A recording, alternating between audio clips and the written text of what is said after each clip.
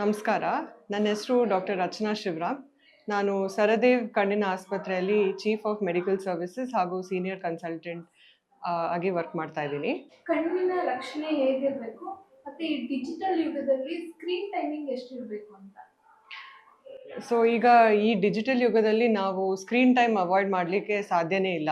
ಅದೆಲ್ಲರಿಗೂ ಗೊತ್ತು. ಎಲ್ಲರ work place ಆಗಲಿ, ಮನೇಲಾಗಲಿ ನಾವು ಮೊಬೈಲ್ ಅಥವಾ ಲ್ಯಾಪ್ಟಾಪಲ್ಲಿ ತುಂಬ ಟೈಮ್ ಸ್ಪೆಂಡ್ ಮಾಡ್ತೀವಿ. ಬಟ್ ನಾವು ಅದರಲ್ಲಿ ಕೆಲವು ಪ್ರಿಕಾಷನ್ಸ್ ತೊಗೊಂಡ್ರೆ ಆವಾಗ ಕಣ್ಣಿಗೆ ಅಷ್ಟು ನಾವು ಸಮಸ್ಯೆ ಬರದೇ ಇರೋ ಥರ ನೋಡ್ಕೋಬೋದು. ಸೊ ಒಂದೇನು ಅಂದರೆ ನಾವು ಎಷ್ಟೇ ನೀವು ಸ್ಕ್ರೀನ್ ಟೈಮ್ ಇದ್ರೂ ಎಷ್ಟಾಗುತ್ತೋ ಅಷ್ಟು ಕಮ್ಮಿ ಮಾಡಿ. ನಂಬರ್ ಒನ್, ಐ ಅಂಡರ್ಸ್ಟ್ಯಾಂಡ್ ಕೆಲಸ ಎಲ್ಲ ಇರಬೇಕಾದ್ರೆ ಕಮ್ಮಿ ಮಾಡೋದು ಕಷ್ಟ ಆಗುತ್ತೆ. But every 20 minutes 20 seconds break ತೊಗೊಂಡು 20 ಫೀಟ್ ದೂರದಲ್ಲಿರೋ ವಸ್ತುನ ಸ್ವಲ್ಪ ನೋಡಿ ಚೆನ್ನಾಗಿ ಕಣ್ಣು ಬ್ಲಿಂಕ್ ಮಾಡಬೇಕು. ಯಾಕಂದರೆ ನಾವು ತುಂಬ ಸ್ಕ್ರೀನ್ ಟೈಮ್ ನೋಡ್ತಾ ಇದ್ರೆ ಏನಾಗುತ್ತೆ, ಕಣ್ಣು ತುಂಬ ಡ್ರೈ ಆಗುತ್ತೆ ಹಾಗೂ ಕಣ್ಣು ತುಂಬ ಸ್ಟ್ರೇನ್ ಆಗುತ್ತೆ. ಯಾಕಂದ್ರೆ ನಾವು ಹತ್ತಿರದಲ್ಲಿರೋ ವಸ್ತುನ ತುಂಬ ಹೊತ್ತು ಕಂಟಿನ್ಯೂಸ್ಲಿ ನೋಡ್ತಾ ಇರ್ತೀವಿ.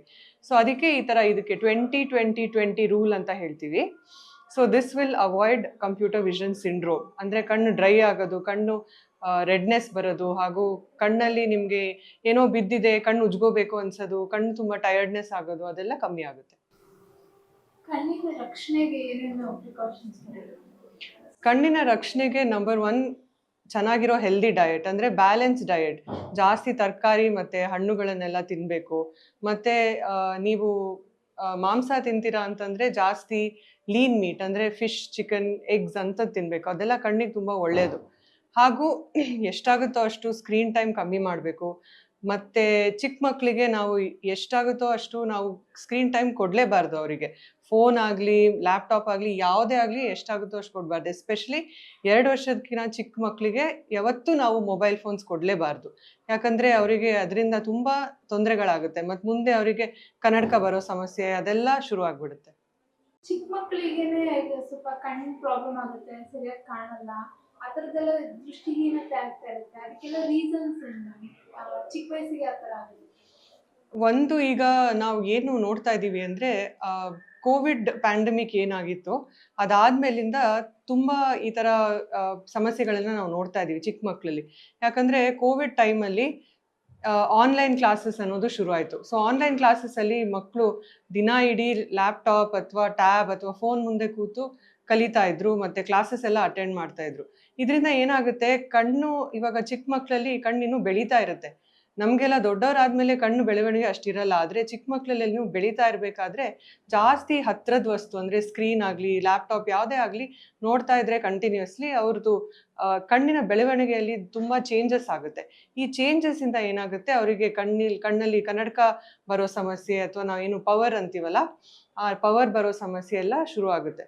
ಸೊ ನಾವು ಅದಕ್ಕೆ ಯಾವಾಗಲೂ ಹೇಳೋದು, ಮಕ್ಕಳಿಗೆ ಎಷ್ಟಾಗುತ್ತೋ ಅಷ್ಟು ಸ್ಕ್ರೀನ್ ಟೈಮ್ ಕಮ್ಮಿ ಮಾಡಿ, ಹಾಗೂ ಹೊರಗಡೆ ಬಿಸಿಲಲ್ಲಿ ಆಟ ಆಡೋಕ್ಕೆ ಬಿಡಬೇಕು. ಸ್ವಲ್ಪ ಅಟ್ಲೀಸ್ಟ್ 1 ಅವರ್ ಎವ್ರಿ ಡೇ ಅವರು ಪಾರ್ಕಲ್ಲಿ ಅಥವಾ ಎಲ್ಲೇ ಹೊರಗಡೆ ಸ್ವಲ್ಪ ಬಿಸಿಲಲ್ಲಿ ಆಟ ಆಡಬೇಕು. ಯಾಕಂದರೆ ಅದು ಕಣ್ಣಿಗೆ ತುಂಬ ಒಳ್ಳೆಯದು. ಆ್ಯಂಡ್ ಅದು ಕಣ್ಣಿನ ಬೆಳವಣಿಗೆ ಚೆನ್ನಾಗಿ ಮಾಡುತ್ತೆ ಅದು.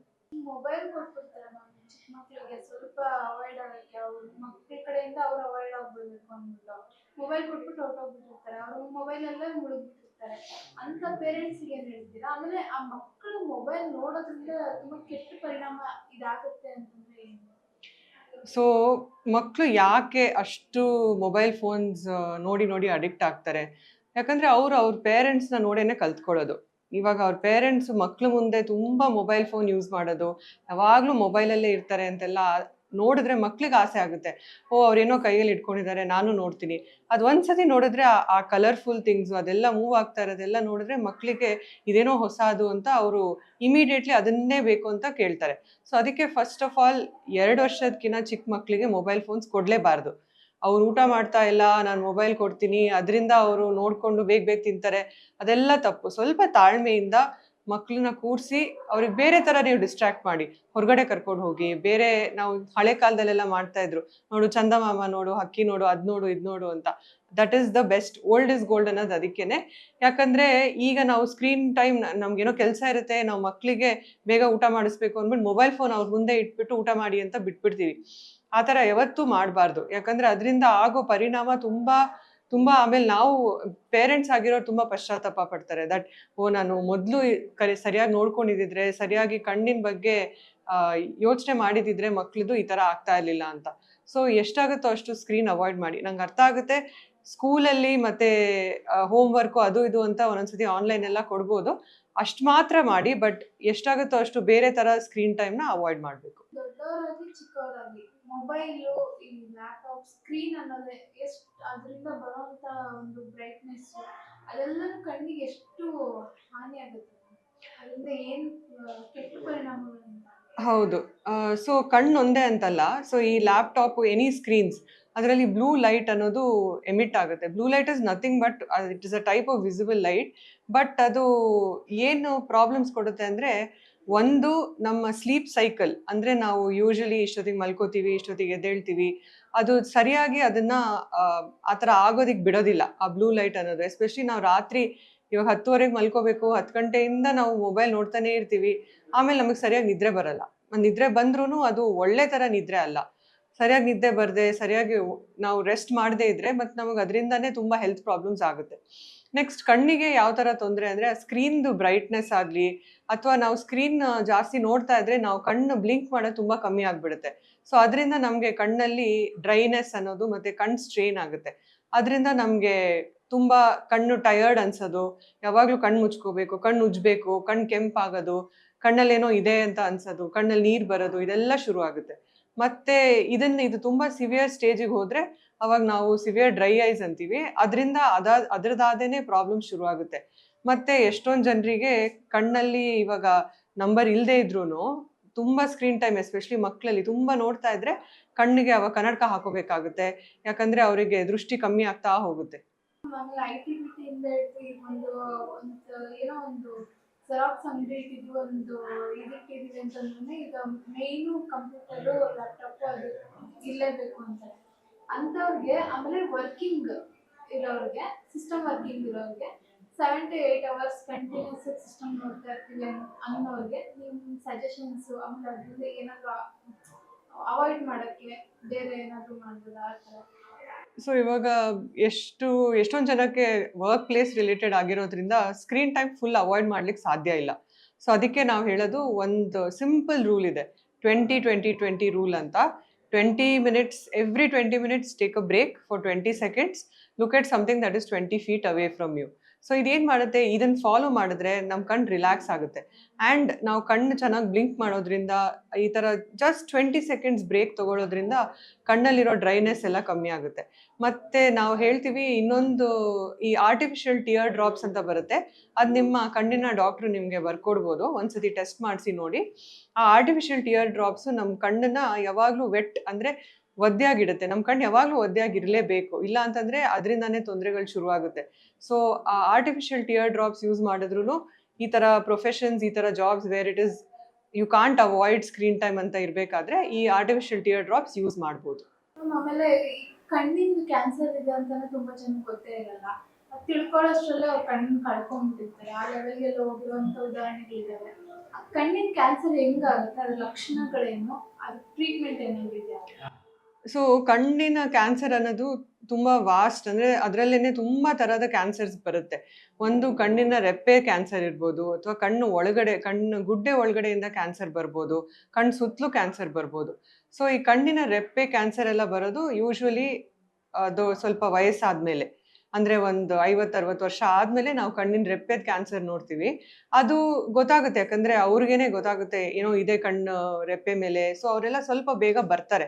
ಏನೇ ನಮಗೆ ವ್ಯತ್ಯಾಸ ಕಂಡ್ರೂ ಕಣ್ಣಲ್ಲಿ ನಾವು ತಕ್ಷಣ ಕಣ್ಣಿನ ಡಾಕ್ಟರ್ ಹತ್ರ ಹೋಗಿ ಒಂದ್ಸತಿ ತಪಾಸಣೆ ಮಾಡಿಸ್ಕೋಬೇಕು. ಇವಾಗ ಕಣ್ಣು ಒಳಗಡೆ ಬರುವಂಥ ಕ್ಯಾನ್ಸರ್ಗಳು, ಕಣ್ಣಿನ ಗುಡ್ಡೆಯಲ್ಲಿ ಏನು ಬರುತ್ತೆ ಅದು ಯೂಶಲಿ ನಾವು ಚಿಕ್ಕ ಮಕ್ಕಳಲ್ಲಿ ನೋಡ್ತೀವಿ. ಅದು ಜೆನೆಟಿಕಲಿ ಬರ್ಬೋದು, ಅಂದರೆ ಹೆರಿಡಿಟ್ರಿ, ತಂದೆ ತಾಯಿಗಳಿಂದ ಜೀನ್ಸಿಂದ ಬರ್ಬೋದು, ಅಥವಾ ಒಂದೊಂದ್ಸತಿ ಬೇರೆ ಕಾರಣಗಳಿಂದನೂ ಬರ್ಬೋದು. ಅದು ತುಂಬ ಚಿಕ್ಕ ಮಕ್ಕಳಲ್ಲಿ ಬರೋದ್ರಿಂದ ಆ ಮಕ್ಕಳಿಗೆ ಗೊತ್ತಾಗಲ್ಲ, ಅವ್ರು ಹೇಳೋಕ್ಕೂ ಸಾಧ್ಯ ಇಲ್ಲ ಮಕ್ಕಳು ನನಗೆ ಈ ಥರ ಕಣ್ಣಲ್ಲಿ ಏನೋ ತೊಂದರೆ ಇದೆ ಅಂತ. ನಾವು ತಂದೆ ತಾಯಿಗಳು ಅಥವಾ ನೆಂಟರು, ಫ್ರೆಂಡ್ಸ್ ಯಾರಾದರೂ ನೋಟಿಸ್ ಮಾಡಿದ್ರೆ ಈ ಥರ ಮಗು ಕಣ್ಣಲ್ಲಿ ಏನೋ ಬಿಳಿ ಕಲರ್ ಕಾಣಿಸ್ತಾ ಇದೆ, ಆ ಥರ ಏನಾದರೂ ನಾವು ಅಬ್ನಾರ್ಮಲ್ ನೋಟಿಸ್ ಮಾಡಿದ್ರೆ, ಅಥವಾ ಮಗುದು ಕಣ್ಣಲ್ಲಿ ಸ್ವಲ್ಪ ಸ್ಕ್ವಿಂಟ್ ಅಂದರೆ ಕ್ರಾಸ್ ಆಗ್ತಾ ಇದೆ, ನಾವೇನು ಮೆಳ್ಗಣ್ಣು ಅಂತೀವಲ್ಲ ಆ ಥರ ಆಗ್ತಿದೆ ಮಗುಗೆ, ಅಥವಾ ಮಗು ಒಂದೇ ಕಣ್ಣಿಂದ ಸರಿಯಾಗಿ ನೋಡ್ತಿದೆ, ಇನ್ನೊಂದು ಕಣ್ಣು ಅಷ್ಟು ಉಪಯೋಗಿಸ್ತಿಲ್ಲ, ಆ ಥರ ಎಲ್ಲ ನಿಮಗೆ ಏನಾದರೂ ಸಂಶಯ ಇದ್ದರೆ ತಕ್ಷಣ ಬಂದು ತೋರಿಸ್ಬೇಕು. ಯಾಕಂದರೆ ಒಂದೊಂದ್ಸತಿ ಈ ಕ್ಯಾನ್ಸರ್ ಕಣ್ಣಿನ ಗುಡ್ಡೆ ಒಳಗಡೆ ಇರೋ ಕ್ಯಾನ್ಸರ್ ಏನಿದೆಯೋ ಅದು ಅರ್ಲಿ ಸ್ಟೇಜಲ್ಲಿ ಕಂಡುಹಿಡಿದ್ರೆ ಅದಕ್ಕೆ ಟ್ರೀಟ್ಮೆಂಟ್ ಇದೆ. ಅಟ್ಲೀಸ್ಟ್ ನಾವು ಆ ಕಣ್ಣನ್ನು ಸ್ವಲ್ಪ ಉಳಿಸ್ಬೋದು. ಆ ಅಡ್ವಾನ್ಸ್ ಸ್ಟೇಜಲ್ಲಿ ಬಂದರೆ ಪೂರ್ತಿ ಕಣ್ಣಿನ ಗುಡ್ಡೆ ತೆಗಿಬೇಕಾಗೋ ಯುನೋ ಚಾನ್ಸಸ್ ಬರುತ್ತೆ. ಸೊ ಅದಕ್ಕೆ ಎಷ್ಟಾಗುತ್ತೋ ಅಷ್ಟು ನಾವು ಸ್ವಲ್ಪ ಎಚ್ಚರಿಕೆಯಿಂದ ಇರಬೇಕು. ಮಕ್ಕಳು ಹೇಳೋಕ್ಕಾಗಲ್ಲ, ನಾವು ಮಕ್ಕಳದ್ದು ಕಣ್ಣಿನ ಬಗ್ಗೆ ನಾವು ಯೋಚನೆ ಮಾಡಲೇಬೇಕು. ಆ್ಯಂಡ್ ನಾವು ಯಾವಾಗಲೂ ಹೇಳ್ತೀವಿ ಮಕ್ಕಳಿಗೆ ಅಟ್ಲೀಸ್ಟ್ ಅವರಿಗೆ 3 ಅಥವಾ 4 ವರ್ಷ ಆದಮೇಲೆ ಅವರಿಗೆ ಕಣ್ಣಿನ ತಪಾಸಣೆ ಮಾಡಿಸ್ಲೇಬೇಕು. ಅವರು ಸ್ಕೂಲಿಗೆ ಹೋಗೋಕೆ ಮುಂಚೆ ಒಂದ್ಸರಿ ತಪಾಸಣೆ ಮಾಡಿಸಿ, ಯಾಕಂದರೆ ಬೇರೆ ಏನಾದರೂ ಕಣ್ಣಲ್ಲಿ ಸಮಸ್ಯೆ ಇದೆಯಾ ಅಂತ ಅವರಿಗೆ ಗೊತ್ತಾಗುತ್ತೆ. ಕ್ಯಾನ್ಸರ್ ಟ್ರೀಟ್ಮೆಂಟ್ ಅಂತ ಇದೆಯಾ? ಇಲ್ವಾ? ಇದೆ, ಖಂಡಿತ ಇದೆ. ಸೊ ಬೇರೆ ಬೇರೆ ಥರ ಕ್ಯಾನ್ಸರ್ ಇರೋದ್ರಿಂದ ಎಲ್ಲ ಬೇರೆ ಬೇರೆ ಥರ ಟ್ರೀಟ್ಮೆಂಟ್ಸ್ ಇದೆ. ಈ ಕಣ್ಣಿನ ಗುಡ್ಡೆ ಒಳಗಡೆ ಬರೋ ಕ್ಯಾನ್ಸರಿಗೆ ಕೀಮೋಥೆರಪಿ ಥರನೂ ಇದೆ, ಕಣ್ಣು ಒಳಗಡೆ ಇಂಜೆಕ್ಷನ್ ಕೊಡೋ ಥರ ಇದೆ, ಮತ್ತು ಒಂದೊಂದ್ಸತಿ ಆಪ್ರೇಷನ್ ಮಾಡಬೇಕಾಗೋ ಈ ಚಾನ್ಸಸ್ ಬರುತ್ತೆ. ಕಣ್ಣಿನ ರೆಪ್ಪೆ ಮತ್ತು ಕಣ್ಣು ಸುತ್ತಲೂ ಬರೋ ಕ್ಯಾನ್ಸರ್ಸಿಗೆ ನಾವು ಆಪ್ರೇಷನ್ ಮಾಡ್ಬೋದು, ಆಪ್ರೇಷನ್ ಮಾಡಿ ತೆಗಿಬೋದು. ಮತ್ತು ಅದೇ ಥರ ನಾವು ಏನು ಕೀಮೋಥೆರಪಿ, ರೇಡಿಯೋಥೆರಪಿ ಏನೇನು ಬೇರೆ ಬೇರೆ ಕ್ಯಾನ್ಸರಿಗೆ ದೇಹದಲ್ಲಿ ಯಾವ ಥರ ಟ್ರೀಟ್ಮೆಂಟ್ ಇದೆಯೋ ಕಣ್ಣಲ್ಲೂ ಅದೇ ಥರ ಟ್ರೀಟ್ಮೆಂಟ್ಗಳಿದೆ. ಹಾಂ, ಅದೇ ದೃಷ್ಟಿ ಉಳಿಸ್ಬೇಕು ಅಂದರೆ ಬೇಗ ಬರಬೇಕು, ಕಣ್ಣು ಉಳಿಸ್ಬೇಕು ಅಂದರೆ ಬೇಗ ಬರಬೇಕಾಗುತ್ತೆ. ತುಂಬ ತಡ ಮಾಡಿದ್ರೆ ಆವಾಗ ಏನೂ ಮಾಡೋಕ್ಕಾಗಲ್ಲ, ಅದು ಬೇರೆ ಕಡೆ ಬ್ರೈನಿಗೆಲ್ಲ ಹರಡಬಾರ್ದು ಅಂದ್ಬಿಟ್ಟು ನಾವು ಆವಾಗ ಕಣ್ಣಿನ ಗುಡ್ಡೆನೇ ತೆಗಿಬೇಕಾಗುತ್ತೆ. ಯೂಸ್ ಮಾಡಬಹುದು, ನಾನು ಮಾಡಲೇಬೇಡಿ ಅಂತ ಹೇಳೋಕ್ಕಾಗಲ್ಲ. ಬಟ್ ಯೂಸ್ ಮಾಡಿದ್ರೂ ತುಂಬ ನಾವು ಇವಾಗ ಏನು ಕಣ್ಣು ಕಪ್ಪೆಲ್ಲ ಹಚ್ಕೋತೀವಲ್ಲ, ಅದು ತುಂಬ ಕಣ್ಣು ಒಳಗಡೆ ಹೋಗದೆ ಇರೋ ಥರ ನೋಡ್ಕೋಬೇಕು. ಕಣ್ಣಿನ ಏನು ರೆಪ್ಪೆ ಮೇಲೆ ಹಚ್ಕೊಳ್ಳೋದು ಸ್ವಲ್ಪ ಹೊರಭಾಗದಲ್ಲಿ ಹಚ್ಕೊಂಡ್ರೆ ಪರವಾಗಿಲ್ಲ. ಕಣ್ಣು ಒಳಗೆ ಹೋದರೆ ಅದೆಲ್ಲ ಕಣ್ಣಲ್ಲಿ ಇರಿಟೇಷನ್ ಆಗುತ್ತೆ. ಕಣ್ಣಲ್ಲಿ ಇರಿಟೇಷನ್ ಆದರೆ ಅದು ಅಲರ್ಜಿಯಿಂದ ಆಗ್ಬೋದು, ಕಣ್ಣು ಕೆಂಪಾಗೋದು, ಕಣ್ಣಲ್ಲಿ ನೀರು ಬರೋದು ಅದೆಲ್ಲ ಶುರು ಆಗುತ್ತೆ. ಸೊ ಎಷ್ಟಾಗುತ್ತೋ ಅಷ್ಟು ಮೇಕಪ್ ಪ್ರಾಡಕ್ಟ್ಸ್ನ ಅವಾಯ್ಡ್ ಮಾಡಿ. ನೀವು ಮೇಕಪ್ ಪ್ರಾಡಕ್ಟ್ಸ್ ಅವಾಯ್ಡ್ ಮಾಡೋಕ್ಕಾಗಲಿಲ್ಲ ಅಂತಂದರೆ ಈ ಕೆಲವು ಮೇಕಪ್ ಪ್ರಾಡಕ್ಟ್ಸಲ್ಲಿ ಅದು ಅಲರ್ಜನ್ ಫ್ರೀ ಮತ್ತು ಕ್ರೂಯಲ್ಟಿ ಫ್ರೀ ಅಂತೆಲ್ಲ ಬರುತ್ತೆ. ಸೊ ಅದರಲ್ಲಿ ಎಷ್ಟು ಕಮ್ಮಿ ಆಗುತ್ತೋ ಅಷ್ಟು ಕಮ್ಮಿ ಅಲರ್ಜಿ ಆಗುತ್ತೆ ಅಂಥ ಮೇಕಪ್ ಪ್ರಾಡಕ್ಟ್ಸಲ್ಲಿ. ಸೊ ಕೆಲವರಿಗೆ ಯಾವುದೇ ರೀತಿಯ ಮೇಕಪ್ ಪ್ರಾಡಕ್ಟ್ ಆದ್ರೂ ಬೇಗ ಕಣ್ಣಲ್ಲಿ ಅಲರ್ಜಿ ಆಗುತ್ತೆ ಅಥವಾ ಸ್ಕಿನ್ ಅಲರ್ಜಿ ಎಲ್ಲ ಆಗುತ್ತೆ. ಸೊ ಅಂಥವರು ಜಾಸ್ತಿ ಎಚ್ಚರಿಕೆಯಿಂದ ಇರಬೇಕಾಗುತ್ತೆ. ಯಾಕಂದರೆ ಮತ್ತೆ ಆ ಮೇಕಪ್ ಪ್ರಾಡಕ್ಟ್ ಯೂಸ್ ಮಾಡಿದ ತಕ್ಷಣ ಅವ್ರಿಗೆ ಕಣ್ಣು ಕೆಂಪಾಗೋದು, ಕಣ್ಣಲ್ಲಿ ನೀರು ಬರೋದು, ಕಣ್ಣು ಸುತ್ತಲೂ ಊದ್ಕೊಳ್ಳೋದು ಅದೆಲ್ಲ ಶುರು ಆಗ್ಬೋದು. So it depends on each person. But ಎಷ್ಟಾಗುತ್ತೋ ಅಷ್ಟು ಕಣ್ಣು ಒಳಗಡೆ ಏನು ಮೇಕಪ್ ಪ್ರಾಡಕ್ಟ್ಸ್ ಹೋಗದೆ ಇರೋ ಥರ ನೋಡ್ಕೋಬೇಕು.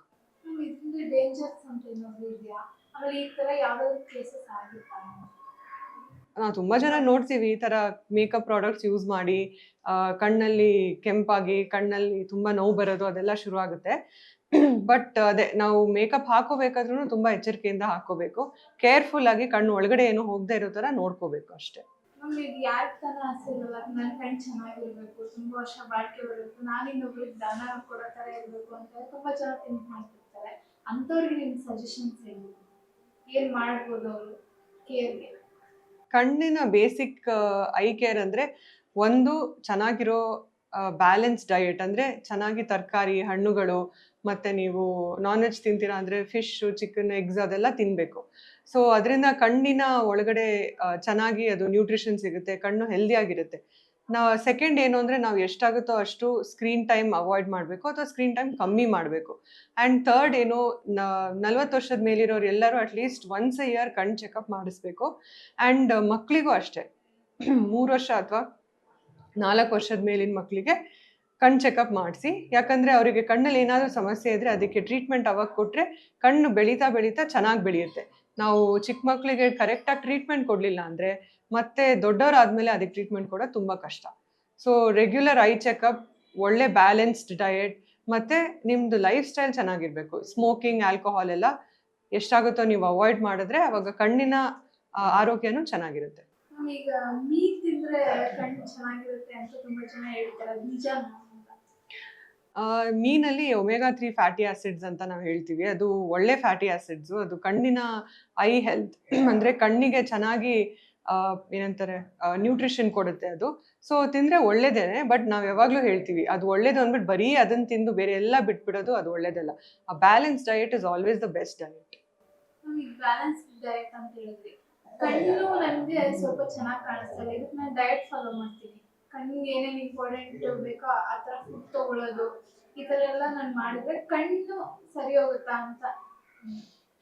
ಅಂದ್ರೆ ನಿಮ್ಗೆ ಅದು ಯಾವ ಸಮಸ್ಯೆ ಇದೆ ನಿಮ್ಗೆ ಕಣ್ಣಲ್ಲಿ ಅನ್ನೋದ್ರ ಮೇಲೆ ಹೋಗುತ್ತೆ.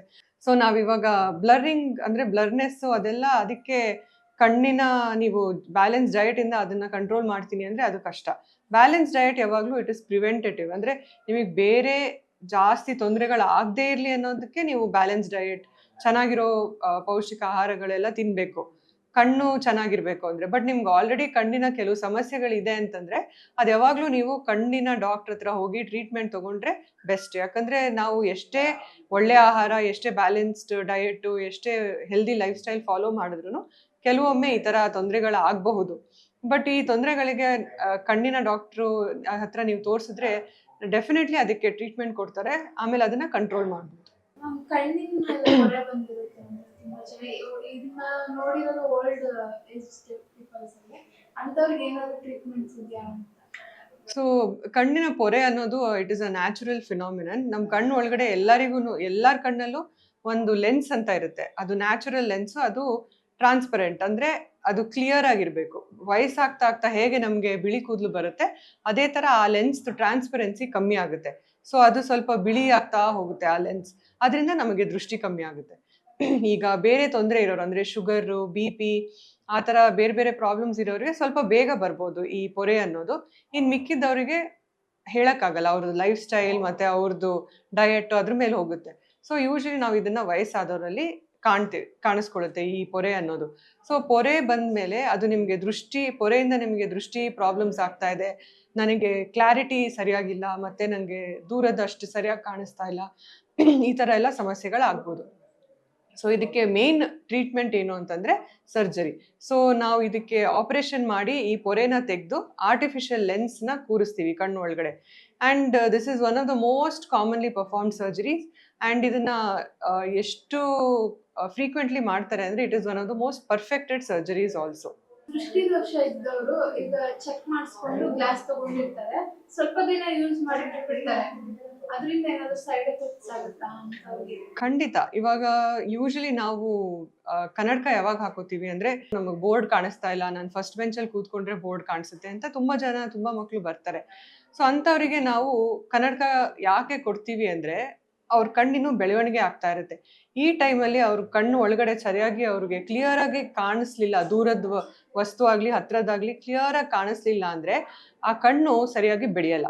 ಆ ಬೆಳವಣಿಗೆ ಸರಿಯಾಗ್ಲಿಲ್ಲ ಅಂದ್ರೆ ಅದರಲ್ಲಿ ಪರ್ಮನೆಂಟ್ಲಿ ದೃಷ್ಟಿ ಕಮ್ಮಿ ಆಗ್ಬಿಡುತ್ತೆ. ಆಮೇಲೆ ನಾವು ಕನ್ನಡಕ ಆಗ್ಲಿ ಯಾವುದೇ ಚಿಕಿತ್ಸೆ ಕೊಟ್ರು ಆ ಕಣ್ಣಲ್ಲಿ ದೃಷ್ಟಿ ಅಷ್ಟು ಚೆನ್ನಾಗಿ ಬರೋಲ್ಲ. ಸೊ ಅದಕ್ಕೆ ಚಿಕ್ಕ ಮಕ್ಕಳಿಗೆ ಪ್ಲಸ್ ಅವರು ದೊಡ್ಡವರಾಗೋ ತನಕ ಅಟ್ಲೀಸ್ಟ್ ಯಾವಾಗ್ಲೂ ಕನ್ನಡಕ ನಾವು ಹೇಳಿದ್ರೆ, ಕಣ್ಣಿನ ಡಾಕ್ಟರ್ ಯಾರಾದ್ರೂ ಹೇಳಿದ್ರೆ ಕನ್ನಡಕ ಹಾಕೊಳ್ಳೇಬೇಕು. ಮತ್ತೆ ಇನ್ನು ದೊಡ್ಡವರಾದ್ಮೇಲೆ ಕನ್ನಡಕ ಬರೋದು ಯೂಶಲಿ ನಾವು ರೀಡಿಂಗ್ ಗ್ಲಾಸ್ ಅಂತೀವಲ್ಲ, 40 ವರ್ಷದ ಮೇಲಿನವ್ರಿಗೆ ರೀಡಿಂಗ್ ಗ್ಲಾಸ್ ಬರುತ್ತೆ. ಅದು ನೀವು ಓದೋ ಟೈಮಲ್ಲಿ ಅಥವಾ ಯಾವ್ದಾದ್ರು ಚಿಕ್ಕ ಅಕ್ಷರ ನೋಡ್ಬೇಕು, ಮೊಬೈಲಲ್ಲಿ ಸಣ್ಣ ಅಕ್ಷರ ನೋಡ್ಬೇಕು ಅಂತ ಟೈಮಲ್ಲಿ ನೀವು ರೀಡಿಂಗ್ ಗ್ಲಾಸ್ ಹಾಕೊಂಡ್ರೆ ಸಾಕು. ಕಣ್ಣಿನ ಐ ಪವರ್ ಇದ್ದವರು ಕಣ್ಣಿನ ವ್ಯಾಯಾಮಗಳು ಮಾಡಿದ್ರೆ ಪವರ್ ಕಡಿಮೆ ಆಗುತ್ತಾ? ಕಡಿಮೆ ಆಗೋದು ಕಷ್ಟ, ಕಡಿಮೆ ಆಗುತ್ತೆ ಅಂತ ಹೇಳಕ್ ಸಾಧ್ಯ ಇಲ್ಲ. ಆದ್ರೆ ಕಣ್ಣಿನ ವ್ಯಾಯಾಮ ಮಾಡೋದ್ರಿಂದ ಬೇರೆ ಬೇರೆ ತರದ ಬೆನಿಫಿಟ್ಸ್ ಇದೆ. ಸೊ ಒಂದು, ನಿಮ್ಮ ಕಣ್ಣು ಇವಾಗ ಎಸ್ಪೆಷಲಿ ಈ ತರ ತುಂಬಾ ಸ್ಕ್ರೀನ್ ಟೈಮ್ ಇರೋರಿಗೆಲ್ಲ ಕಣ್ಣಿನ ವ್ಯಾಯಾಮ ಮಾಡಿದ್ರೆ ಅದು ಕಣ್ಣನ್ನ ಸ್ವಲ್ಪ ರಿಲ್ಯಾಕ್ಸ್ ಮಾಡುತ್ತೆ. ಒಂದೇ ಕಡೆ ನೋಡ್ತಾ ಇರ್ತೀವಿ, ಸ್ವಲ್ಪ ಕಣ್ಣಿನ ವ್ಯಾಯಾಮ ಮಾಡಿದಾಗ ಕಣ್ಣಲ್ಲಿರೋ ಏನು ಸ್ಟ್ರೈನ್ ಆಗಿದೆಯೋ ಅದೆಲ್ಲ ಕಮ್ಮಿ ಆಗುತ್ತೆ. ಹಾಗೂ ಸ್ವಲ್ಪ ಈ ಕ್ರಾಸ್ ಕಣ್ಣು ಬರೋರಿಗೆ ಅದೆಲ್ಲ ಅಂಥವರಿಗೆ ನಾವು ವ್ಯಾಯಾಮ ಮಾಡಿ ಅಂತ ಹೇಳ್ತೀವಿ. ಬಟ್ ಜನರಲಿ ದೃಷ್ಟಿ ದೋಷ ಇರೋರಿಗೆ ವ್ಯಾಯಾಮ ಮಾಡೋದ್ರಿಂದ ದೃಷ್ಟಿ ಇಂಪ್ರೂವ್ ಆಗುತ್ತೆ ಅಂತ ಹೇಳಕ್ಕೆ ಸಾಧ್ಯ ಇಲ್ಲ. ಅದು ಬ್ಯುಸಿ ಲೈಫಲ್ಲಿ ಸ್ಲೀಪಿಂಗ್ ಟೈಮ್ ತುಂಬಾ ಕಡಿಮೆ ಆಗ್ಬಿಟ್ಟಿದೆ. ಹಾಗಾಗಿ ಕಣ್ಣಿನ ಆರೋಗ್ಯ ಚೆನ್ನಾಗಿರ್ಬೇಕು ಅಂದ್ರೆ ನಿದ್ದೆ ಎಷ್ಟು ಇಂಪಾರ್ಟೆಂಟು, ಎಷ್ಟು ಅವರ್ಸ್ ನಿದ್ದೆ ಬೇಕು? ಖಂಡಿತ. ಕಣ್ಣಿನ ಆರೋಗ್ಯ ಅಷ್ಟೇ ಅಲ್ಲ, ನಮ್ಮ ಜನರಲ್ ಆರೋಗ್ಯಕ್ಕೂ ತುಂಬಾ ಇಂಪಾರ್ಟೆಂಟ್. ಯಾಕಂದ್ರೆ ನಾವು ಬೆಳಿಗ್ಗೆಯಿಂದ ರಾತ್ರಿ ತನಕ ಎಷ್ಟು ಕೆಲಸ ಮಾಡಿರ್ತೀವಿ, ಎಷ್ಟು ಸ್ಟ್ರೆಸ್ ಇರುತ್ತೆ, ನಮ್ಮ ದೇಹ ಯಾವಾಗ್ಲೂ ಆಕ್ಟಿವ್ ಮೋಡಲ್ ಇರುತ್ತೆ. ಸೊ ಅದಕ್ಕೆ ರಿಲ್ಯಾಕ್ಸೇಷನ್ ಬೇಕು, ಅದಕ್ಕೆ ರೆಸ್ಟ್ ಬೇಕು. ಸೊ ಅಟ್ಲೀಸ್ಟ್ ನಾವು 7 to 8 hours ದಿನ ಕರೆಕ್ಟಾಗಿ ಒಳ್ಳೆ ನಿದ್ದೆ ಮಾಡಬೇಕು. ಆ ಒಳ್ಳೆ ನಿದ್ದೆ ಮಾಡಿದ್ರೇನೆ ನಮ್ಮ ಕಣ್ಣು ಚೆನ್ನಾಗಿರುತ್ತೆ, ನಮ್ಮ ದೇಹದಲ್ಲಿ ಬೇರೆ ಆರ್ಗನ್ಸ್ ಎಲ್ಲ ಚೆನ್ನಾಗಿರುತ್ತೆ. ದೃಷ್ಟಿ ದೋಷ ಇದ್ದವರು ಗ್ಲಾಸ್ ಯೂಸ್ ಅಂದ್ರೆ ಗ್ಯಾಪ್ ತಗೋಬೋದಾ? ಆಫೀಸಲ್ಲಿ ಯೂಸ್ ಮಾಡ್ತೀನಿ, ಮನೇಲಿ ಯೂಸ್ ಮಾಡಲ್ಲ, ತೆಗ್ದಿಟ್ಬಿಡ್ತೀನಿ ಅಂತ ಆ ಥರದ್ದು ಸೊ ನಾವ್ ಯಾವಾಗ್ಲೂ ಮಾಡ್ಬೋದಾ ಆ ಥರ? ಹಾ, ಸೊ ಅದು ನಿಮ್ಗೆ ಯಾವ ತರ ಪವರ್ ಇದೆ, ಎಷ್ಟು ಇಂಪಾರ್ಟೆಂಟ್ ನಿಮಗೆ ಕನ್ನಡಕ ನಿಮ್ಮ ಕಣ್ಣಿಗೆ ಅನ್ನೋದ್ರ ಮೇಲೆ ಹೋಗುತ್ತೆ. Every patient is different, every person is different. But generally ನಾವು ಕನ್ನಡಕ ಹಾಕೋಬೇಕು ಅಂತ ಹೇಳಿದ್ರೆ ಅದು ಯಾವಾಗ್ಲೂ ಹಾಕೋಬೇಕು. ಬರೀ ರೀಡಿಂಗ್ ಕ್ಲಾಸ್ ಮಾತ್ರ ಏನಾದರೂ ಇದ್ರೆ ಅದು ನೀವು ಓದೋ ಟೈಮಲ್ಲಿ ಮಾತ್ರ ಹಾಕೋಬಹುದು, ಕೆಲಸ ಟೈಮಲ್ಲಿ ಹಾಕೋಬಹುದು. ಆದ್ರೆ ಜನರಲಿ ನಾವು ಏನು ಯಾರಿಗೆ ಕನ್ನಡಕ ಬೇಕು ಅಂತ ಹೇಳಿರ್ತೀವೋ ಅವರು ಯಾವಾಗ್ಲೂ ಹಾಕೊಂಡ್ರೆ ಒಳ್ಳೇದು. ಬರೀ ಮಲಗೋ ಟೈಮಲ್ಲಿ ಅಥವಾ ಬೇರೆ ನೀವು ಕೆಲಸ ಏನಂತಾರೆ ರಾತ್ರಿ ಹೊತ್ತಲ್ಲಿ ನಾನು ತೆಗ್ದಿರ್ತೀನಿ ಅಂದ್ರೆ ಅದು ಪರವಾಗಿಲ್ಲ. ಆದ್ರೆ ಮನೆಯಲ್ಲೂ ಅಷ್ಟೇ, ಆಫೀಸಲ್ಲೂ ಅಷ್ಟೇ ಎಷ್ಟಾಗುತ್ತೋ ಅಷ್ಟು ಕನ್ನಡಕ ಹಾಕೊಂಡ್ರೆ ಒಳ್ಳೇದು. ಅಂದ್ರೆ ಕಂಟಿನ್ಯೂಸ್ಲಿ ಯೂಸ್ ಮಾಡಿ ಅಂತ ಹೇಳ್ತಿಲ್ಲ. ಹೌದು, ಕಂಟಿನ್ಯೂಸ್ಲಿ ಯೂಸ್ ಮಾಡಬೇಕು. ಇಲ್ಲಾಂದ್ರೆ ನಿಮಗೆ ಕಣ್ಣು ದೃಷ್ಟಿ ಅಷ್ಟು ಕ್ಲಿಯರ್ ಇರಲ್ಲ ಕನ್ನಡಕ ಹಾಕೊಳ್ಳಿಲ್ಲ ಅಂದ್ರೆ. ಯಾರಿಗೆ ಅವಶ್ಯಕತೆ ಇದೆಯೋ ಅವರು ಕನ್ನಡಕ ಹಾಕೊಳ್ಳಿಲ್ಲ ಅಂದ್ರೆ ಕಣ್ಣಲ್ಲಿ ದೃಷ್ಟಿ ಅಷ್ಟು ಚೆನ್ನಾಗಿರಲ್ಲ. ಹಾಗೂ ನೀವು ಕಣ್ಣಿನ ದೃಷ್ಟಿ ಚೆನ್ನಾಗಿಲ್ಲ ಅಂದ್ರೆ ನಿಮ್ಗೆ ತಲೆನೋವು ಬರುತ್ತೆ, ಕಣ್ಣು ಸುತ್ತಲೂ ನೋವು ಆಗುತ್ತೆ, ಆ ಪ್ರಾಬ್ಲಮ್ಸ್ ಎಲ್ಲ ಶುರು ಆಗುತ್ತೆ. ಕಣ್ಣು ಮಿಟಿಪಿಸಿದ ತುಂಬಾ ಹೊತ್ತು ನೋಡ್ತಾ ಇರ್ತಾರೆ ಒಂದೇ ಕಡೆ, ಅದರಿಂದ ಏನಾದ್ರು ಪ್ರಾಬ್ಲಮ್ಸ್ ಆಗುತ್ತಾ? ಹೌದು, ಇವಾಗ ನಾವು ಇದನ್ನ ಎಸ್ಪೆಷಲಿ ನಾವು ಇವಾಗ ಜಾಸ್ತಿ ಹೊತ್ತು ಟಿವಿ ನೋಡ್ತಾ ಇದ್ರೆ ಅಥವಾ ಲ್ಯಾಪ್ಟಾಪ್ ಮೊಬೈಲಲ್ಲಿ ತುಂಬಾ ಹೊತ್ತು ನೋಡ್ತಾ ಇದ್ರೆ ಅವಾಗ ನಾವು ಕಣ್ಣು ಮಿಟುಕ್ಸೋದು ಕಮ್ಮಿ ಆಗುತ್ತೆ. ಸೊ ಈ ಕಣ್ಣು ಮಿಟುಕ್ಸಿಲ್ಲ ಸರಿಯಾಗಿ ಅಂದ್ರೆ ಕಣ್ಣು ಡ್ರೈನೆಸ್ ಆಗುತ್ತೆ, ಹಾಗೂ ಕಣ್ಣು ಕೆಂಪಾಗಿ ಕಣ್ಣಲ್ಲಿ ನೀರು ಬರೋದು, ಕಣ್ಣು ತುಂಬಾ ಸುಸ್ತಾಗೋದು, ಸ್ಟ್ರೈನ್ ಆಗೋದು ಎಲ್ಲ ಆಗುತ್ತೆ. ಸೊ ಕಣ್ಣು ಯಾವಾಗಲೂ ಕರೆಕ್ಟಾಗಿ ಮಿಟುಕ್ಸ್ತಾ ಇರೋದು ಒಳ್ಳೇದು. ಆ್ಯಂಡ್ ಅದು ನಮ್ಮ ಕಂಟ್ರೋಲಲ್ಲಿ ಇಲ್ಲ, ಅದು ಯಾವಾಗಲೂ ಕಣ್ಣು ಅದಾಗದೇ ಮಿಟುಕ್ಸುತ್ತೆ. ಆದರೆ ನಾವು ಸ್ಕ್ರೀನ್ ಟೈಮ್ ಜಾಸ್ತಿ ತುಂಬ ಟಿ ವಿ ನೋಡೋದು, ತುಂಬ ಮೊಬೈಲು ಅದೆಲ್ಲ ನೋಡ್ತಾ ಇದ್ರೆ ಆಟೋಮ್ಯಾಟಿಕ್ಲಿ ನಾವು ಕಣ್ಣು ಮಿಟುಕ್ಸೋದು ಕಮ್ಮಿ ಆಗಿಬಿಡುತ್ತೆ. ಸೊ ಅದಕ್ಕೆ ಎಷ್ಟಾಗುತ್ತೋ ಅಷ್ಟು ಸ್ಕ್ರೀನ್ ಟೈಮ್ನ ಕಮ್ಮಿ ಮಾಡಬೇಕು. ಪೋಷಕರಿಗೆ ಏನಾದ್ರು ಎಚ್ಚರಿಕೆ ಅಂತ ಕೊಡ್ತೀರಾ? ಮಕ್ಕಳು ಮೊಬೈಲ್ ಯೂಸ್ ಮಾಡ್ತಾರೆ, ತುಂಬಾ ಮೊಬೈಲ್ ಕೊಡ್ತಾರೆ ಅಂತಾಗಿ. ಸೊ ಖಂಡಿತ ನಾನು ಯಾವಾಗಲೂ ಹೇಳ್ತೀನಿ, ತಂದೆ ತಾಯಿ ಆಗಲಿ ಪೋಷಕರಾಗಲಿ ಎಷ್ಟಾಗುತ್ತೋ ಅಷ್ಟು ಮೊಬೈಲ್ ಫೋನ್ಸ್ನ ಮಕ್ಕಳಿಗೆ ಕೊಡಬಾರ್ದು. ಮೊಬೈಲ್ ಫೋನ್ಸ್ ಕೊಟ್ಟರೆ ಮಕ್ಕಳಿಗೆ ಅವ್ರ ಕಣ್ಣ ಮೇಲೆ ತುಂಬ ಅದು ಕೆಟ್ಟ ಪರಿಣಾಮ ಆಗುತ್ತೆ. ಅವರಿಗೆ ಕಣ್ಣಿನ ಬೆಳವಣಿಗೆ ಸರಿಯಾಗಲ್ಲ, ಮತ್ತು ಅವ್ರ ಮುಂದೆ ಹೋಗ್ತಾ ಹೋಗ್ತಾ ಅವರಿಗೆ ಕನ್ನಡಕದ ಅವಶ್ಯಕತೆ ಬರ್ಬೋದು. ಮತ್ತು ಅವರಿಗೆ ಅದು ಅಡಿಕ್ಷನ್, ಆ ಮೊಬೈಲ್ ಫೋನ್ಸ್ ನೋಡಿದ್ರೆ ಅದನ್ನು ನೋಡ್ತಾನೆ ಇರಬೇಕು ಅಂತ ಅನಿಸುತ್ತೆ ಮಕ್ಕಳಿಗೆ. ಸೊ ಅದನ್ನು ಅವಾಯ್ಡ್ ಮಾಡೋದು ತುಂಬ ಕಷ್ಟ.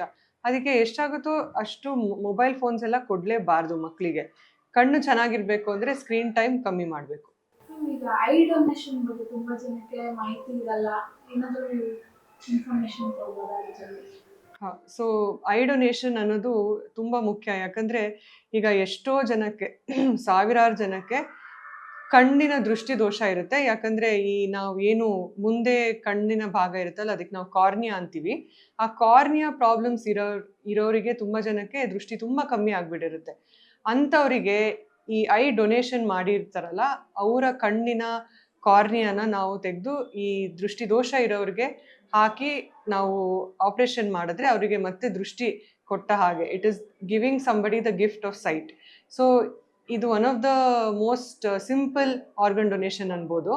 ಸೊ ಅದಕ್ಕೆ ನಾವು ಎಲ್ಲರಿಗೂ ಹೇಳ್ತೀವಿ, ನೀವು ಆರ್ಗನ್ ಡೊನೇಷನ್ಗೆ ನಿಮ್ಮ ಹೆಸರನ್ನ ಕೊಡಿ. ಸೊ ನಾವು ಈ ಥರ ಕಾರ್ನಿಯಾ ಅಂದರೆ ಐ ಡೊನೇಷನ್ಗೆ ಯಾರು ಅವರ ಹೆಸರನ್ನ ಕೊಡ್ತಾರೆ, ಯಾರು ಅದಕ್ಕೆ ಸೈನ್ ಅಪ್ ಮಾಡ್ತಾರೆ, ಅವರ ಸಾವಿನ ನಂತರ ನಾವು ಕಣ್ಣಿನ ಡಾಕ್ಟರ್ ಆಗಲಿ ಯಾರ ಜೊತೆ ಅವ್ರು ರಿಜಿಸ್ಟ್ರೇಷನ್ ಮಾಡಿದಾರೋ ಅವ್ರು ಹೋಗಿ ಅವರ ರಿಲೇಟಿವ್ಸ್ ಹತ್ರ ಮಾತಾಡಿ ಈ ಥರ ಅವರು ಕಣ್ಣಿನ ಡೊನೇಷನ್ಗೆ ಸೈನ್ ಅಪ್ ಮಾಡಿದ್ದಾರೆ ಅಂತ ಹೇಳಿ ಅವರ ಕಣ್ಣಿನ ಕಾರ್ನಿಯಾ ಅಂದರೆ ಮುಂದಿನ ಭಾಗನ ನಾವು ತಗೊಂಡು ಈ ಥರ ಬೇಕಾದವ್ರಿಗೆ, ತುಂಬ ನೆಸೆಸಿಟಿ ಇರೋರಿಗೆ, ಕಣ್ಣಿನ ದೃಷ್ಟಿ ಹೊಟ್ಟೋಗ್ಬಿಟ್ಟಿರುತ್ತೆ ಕಾರ್ನಿಯಾ ಪ್ರಾಬ್ಲಮ್ಸ್ ಇಂದ, ಅಂಥವ್ರಿಗೆ ಅವರು ಡೊನೇಷನ್ ಕೊಟ್ಟಿರೋ ಕಣ್ಣಿನ ಕಾರ್ನಿಯಾನ ಯೂಸ್ ಮಾಡಿ ಸರ್ಜರಿ ಮಾಡ್ತೀವಿ. ಅಂಥವರಿಗೆ ನಾವು ಮತ್ತೆ ದೃಷ್ಟಿ ಕೊಟ್ಟ ಹಾಗೆ ತುಂಬ ಒಳ್ಳೆ ಕೆಲಸ ಇದು.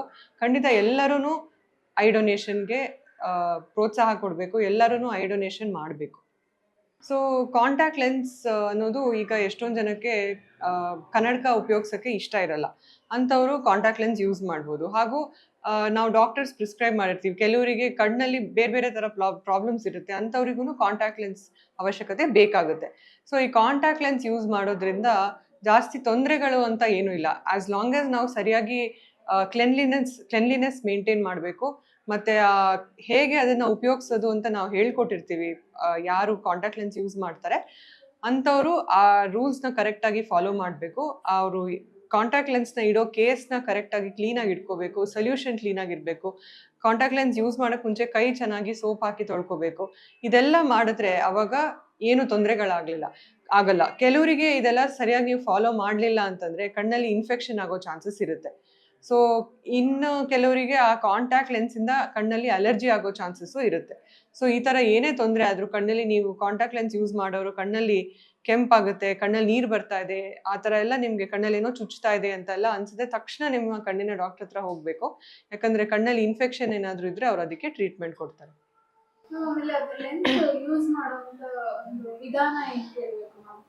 ಕೆಲವರು ಒಂದೇ ಲೆನ್ಸ್ ತುಂಬಾ ದಿನ ಯೂಸ್ ಮಾಡಕ್ ಹೋಗ್ತಾರೆ, ಆಮೇಲೆ ಸರಿಯಾಗಿ ಗೊತ್ತಿರಲ್ಲ ಅವ್ರಿಗೆ, ಆ ಥರದವ್ರಿಗೆ ಏನ್ ಸೊ ನಾವು ಯಾವಾಗಲೂ ಹೇಳ್ತೀವಿ ಈ ಥರ ನೀವು ಕಾಂಟ್ಯಾಕ್ಟ್ ಲೆನ್ಸ್ ಹೋಗಿ ಅಂಗಡಿಯಲ್ಲಿ ತೊಗೊಂಬಂದ್ಬಿಟ್ಟು ನಾವೇ ಉಪಯೋಗಿಸ್ತೀವಿ ಆ ಥರ ಖಂಡಿತ ಮಾಡಬಾರ್ದು. ನೀವು ಕಣ್ಣಿನ ಡಾಕ್ಟ್ರು ಅಥವಾ ಆಪ್ಟೋಮೆಟ್ರಿಸ್ಟ್ ಅಂದರೆ ಈ ಕಣ್ಣಿನ ನಂಬರ್ ಚೆಕ್ ಮಾಡ್ತಾರಲ್ಲ ಆ ಥರ ಅವ್ರ ಹತ್ರ ಹೋಗಿ, ದೇರ್ ಆಲ್ ಟ್ರೈನ್ಡ್ ಪ್ರೊಫೆಷನಲ್ಸ್, ಅವ್ರ ಹತ್ರ ಹೋಗಿ ಕಲಿಬೇಕು ಯಾವ ಥರ ಕಾಂಟ್ಯಾಕ್ಟ್ ಲೆನ್ಸ್ ಯೂಸ್ ಮಾಡೋದು.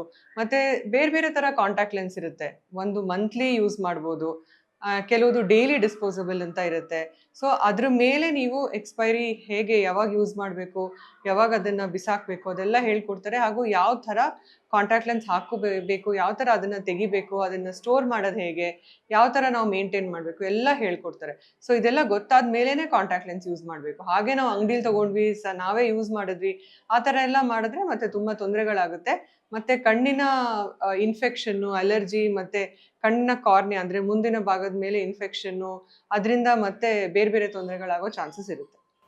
ಕಣ್ಣು ಉರಿ, ಕಣ್ಣು ಕೆಂಪಾಗ್ತದೆ, ಕಣ್ಣಲ್ಲಿ ನೀರು ಬರ್ತಾ ಇದೆ ಅಂದ್ಬಿಟ್ಟು ಮೆಡಿಕಲ್ ಸ್ಟೋರ್ ಹೋಗಿ ಸೆಲ್ಫ್ ಮೆಡಿಕೇಶನ್ ಮಾಡ್ಕೊಳ್ಳೋಕೆ ಯಾವುದೋ ಒಂದು ಡ್ರಾಪ್ಸ್ ಯೂಸ್ ಮಾಡ್ತಾರೆ.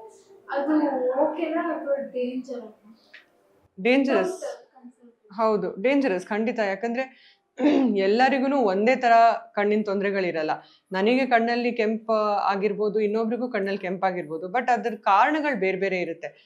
ಆ್ಯಂಡ್ ನಾವು ಡೈರೆಕ್ಟ್ಲಿ ಹೋಗಿ ಮೆಡಿಕಲ್ ಶಾಪಲ್ಲಿ ನನಗೆ ಕಣ್ಣಲ್ಲಿ ಈ ಥರ ತೊಂದರೆ ಇದೆ, ಡ್ರಾಪ್ಸ್ ಕೊಡಿ ಅಂದರೆ ಅವ್ರು ಯಾವುದು ಡ್ರಾಪ್ಸ್ ಅವ್ರಿಗೆ ಅವ್ರ ಹತ್ರ ಇದೆಯೋ ಅದನ್ನು ಕೊಡ್ತಾರೆ.